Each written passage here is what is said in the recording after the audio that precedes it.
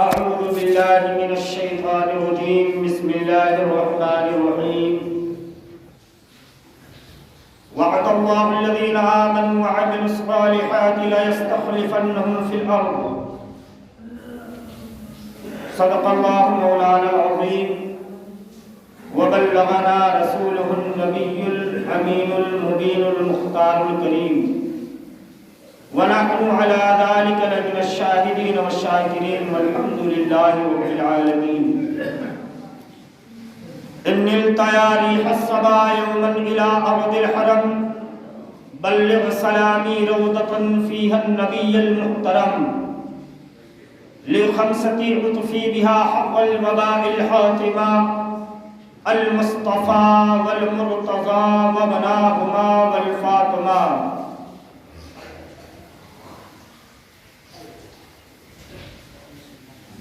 اور تم خان بھی ہو افغان بھی ہو سبھی کچھ ہو سچ بتاؤ کہ مسلمان بھی ہو۔ علامہ اقبال نے کہا تھا کہ زبان پڑھ لیا لا الہ تو کیا حاصل، یعنی زبان پڑھ لیا کلمہ تو کیا حاصل، دل و نگاہ مسلمان نہیں تو کچھ بھی نہیں۔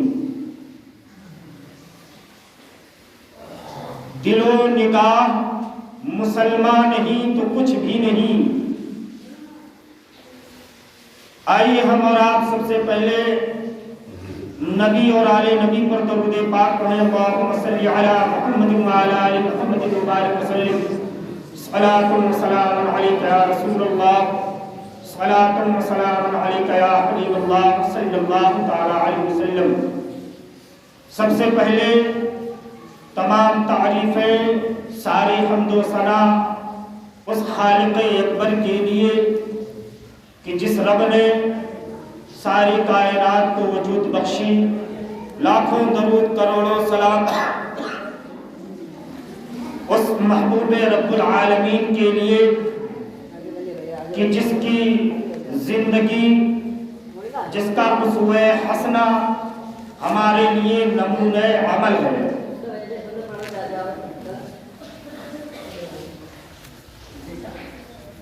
اب میں بغیر کسی تمہید کے اپنی موضوع کی طرف آ رہا ہوں۔ دیکھیں، دنیا میں جتنی چیزیں ہیں ہر ایک کے دو جز، دو پہلو پائے جاتے ہیں۔ ایک اس کی حقیقت ہوا کرتی ہے اور ایک اس کی صورت ہوا کرتی ہے۔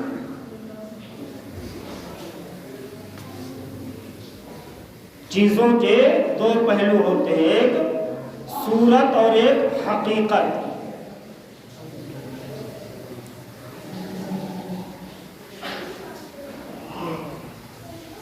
اب صورت تو ہمیں نظر آ جاتی ہے، لیکن حقیقت ہر کوئی دیکھ نہیں سکتا۔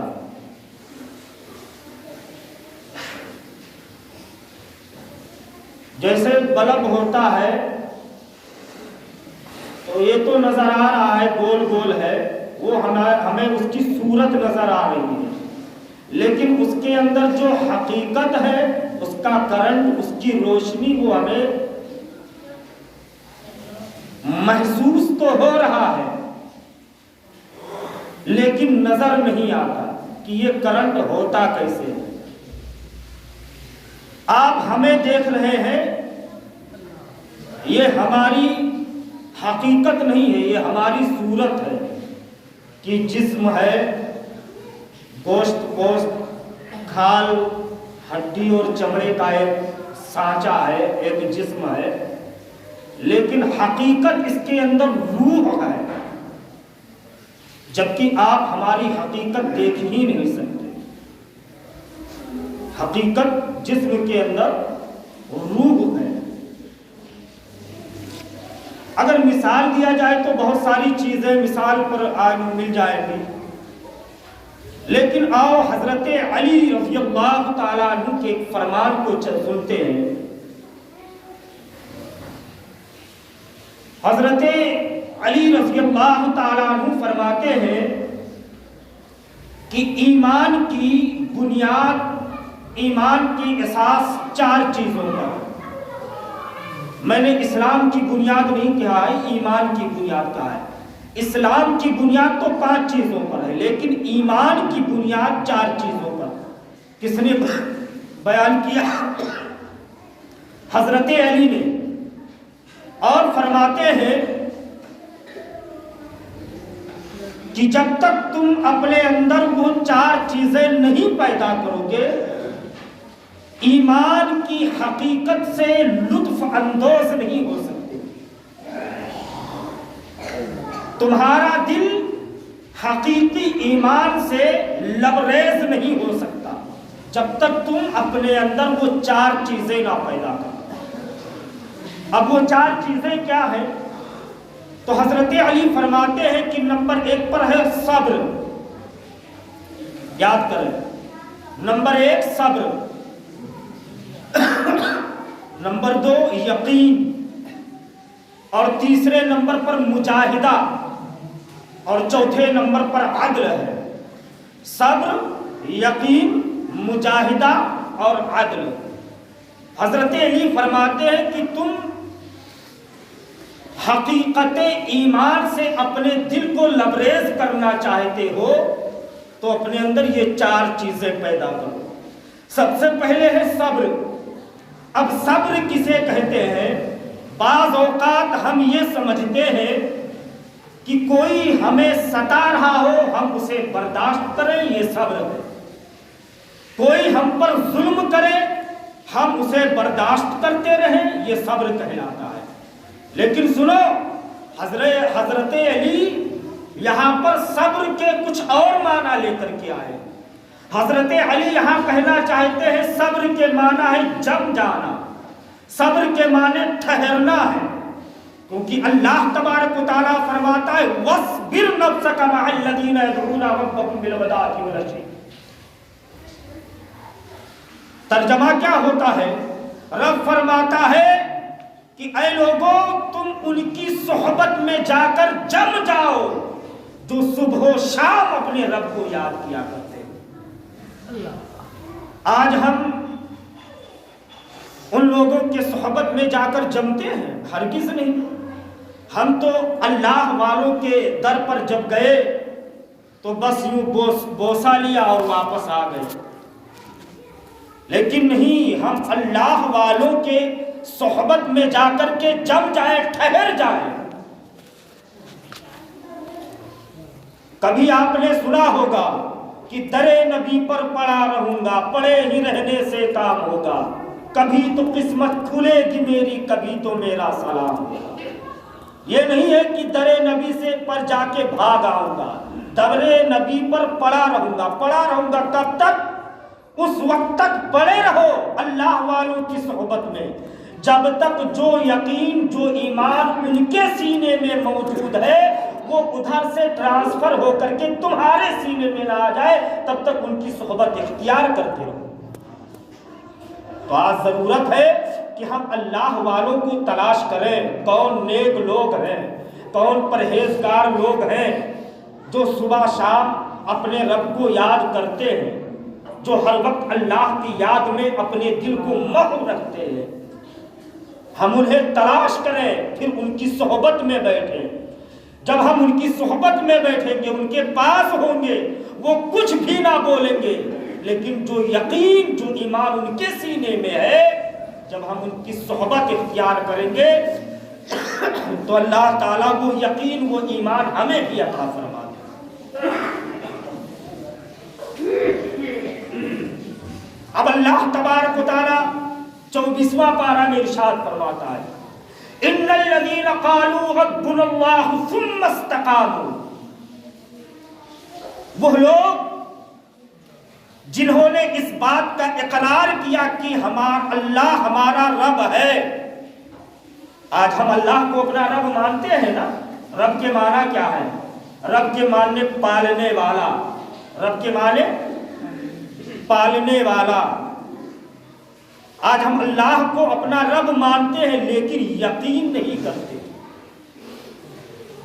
ہمیں یقین نہیں ہے کہ ہمارا پالنہار وہی ہے، ہمیں وہی پالے گا۔ اگر یقین ہوتا تو پھر آج جو ایک نعرہ لگایا جاتا ہے ہم دو ہمارے دو، یہ نعرہ نہیں لگتا۔ سنا ہوگا آپ نے یہ نعرہ، کھلانے والا ہمیں پالنے والا تو ہمیں ہمارا رب ہے، لیکن ہمیں یقین نہیں ہے۔ تو حضرت علی کہتے ہیں وہ یقین پیدا کرو کہ وہ ہمارا پالنہار ہے، ہر حال میں وہ ہمیں کھلائے گا، کبھی بھوکا نہیں رکھے گا۔ تو جب تم نے اپنے اللہ کو اپنا رب بنا لیا ہے، اپنے اللہ کو اپنا رب مان لیا ہے کہ وہ ہمیں پالنے والا ہے، تو پھر کاہے کو حرام دروازے پر جانا، حرام کمائی کی طرف کیوں اپنے قدم کو بڑھاتے؟ اور دیکھو اگر جس نے اپنے رب کو،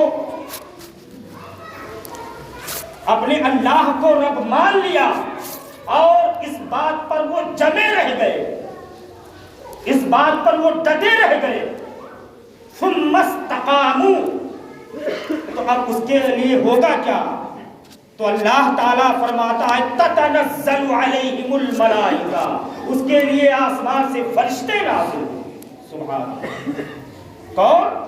جس نے یقین کر لیا کہ ہمارا وہ رب ہے، ہمیں پالے گا، ہمیں کھلائے گا، بھوکا نہیں رکھے گا، تو اس کے لیے فرشتے نازل ہوں گے۔ اور کیا کریں گے؟